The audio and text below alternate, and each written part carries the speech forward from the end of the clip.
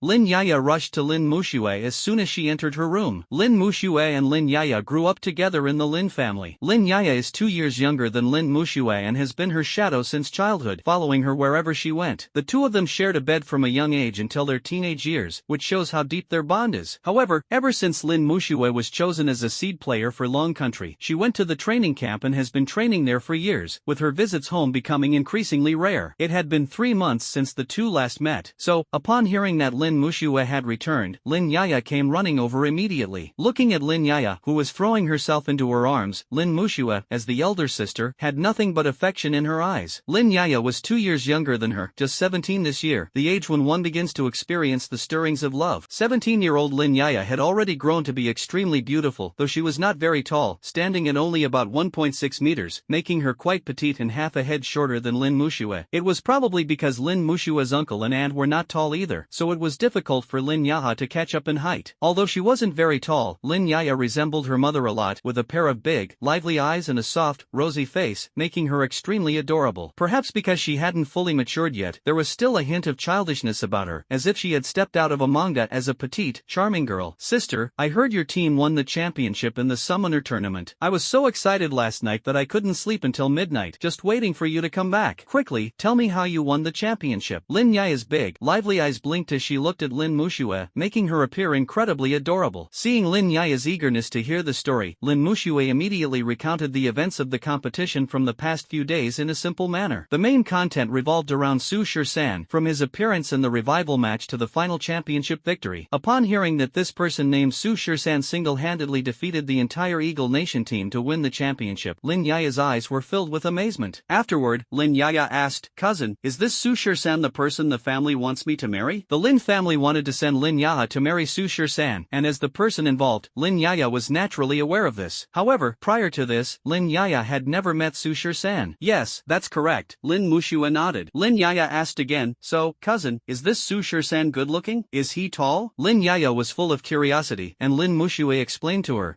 "Quite tall, and pretty handsome." Hearing this, Lin Yaya was extremely happy. "Really? If even cousin praises him, he must be very good-looking." Lin Yaya immediately asked again, "Then, cousin, between this Su Shisan and your fiancé Shin Xianong, who is better-looking?" "But I feel like this Su Shisan should be better-looking. That Shin Xianong, I met him once with my sister. He's dark-skinned, big and bulky, and not good-looking." Talking to herself up to this point, Lin Yaya suddenly realized she had said something wrong, so she quickly covered her mouth with her small hand. "Cousin, I'm sorry. I didn't mean to say your fiancé is bad. I just... Alright, I know." Lin Muxue didn't mind. "Actually, the reason I came back this time is to tell Grandpa something. I want to break off the engagement with Shin Xianong from the Shin family." Lin Muxue's news was like a bombshell, leaving Lin Yaya wide-eyed and incredulous. "What? Cousin, you want to break off the engagement with Shin Xianong? But why? Will Grandpa agree?" "Yeah, to be honest, I'm already in a relationship with that Su Shisan." Lin Muxue's words seemed like an even more powerful bomb, leaving Lin Yaya completely stunned. After being dazed for a long time, Lin Yaya finally reacted. Her big eyes looked at Lin Muxue as she stammered, "Cousin, then what about me?" Seeing Lin Yaya's adorable expression, Lin Muxue burst into laughter. "Just kidding. Actually, I'm not dating Su Shisan. I just asked him for a favor." "What kind of help?" Lin Yaya asked. Lin Muxue never hid anything from Lin Yaya, so she immediately told her about the plan to fake a marriage with Su Shisan in order to break off the engagement with the Shin family. "What? Cousin, you're going to fake a marriage with that Su Shisan to trick Grandpa into canceling the engagement with the Shin family?" This. Lin Yaya stared with wide, curious, and shocked eyes at Lin Muxue, her face full of admiration as if looking at a role model. "Elder cousin, you're really amazing, but will Grandpa agree to this?" Lin Muxue thought for a moment and replied, "I think Grandpa will agree." The reason Lin Muxue dared to do this was, of course, because she had some confidence. However, at this moment, Lin Yaya suddenly put on a bitter face. "Elder cousin, now that you've married that Su Shisan, what about me? Will the family arrange another marriage for me?" In response, Lin Muxue immediately comforted, "No, even if I marry Su Shisan, the two of us will still have a fake marriage. I won't restrict his personal freedom. If you like him too, you can absolutely be with him. Even if you want to be with him, the family won't oppose it. After all, my dad and your dad both have more than one wife."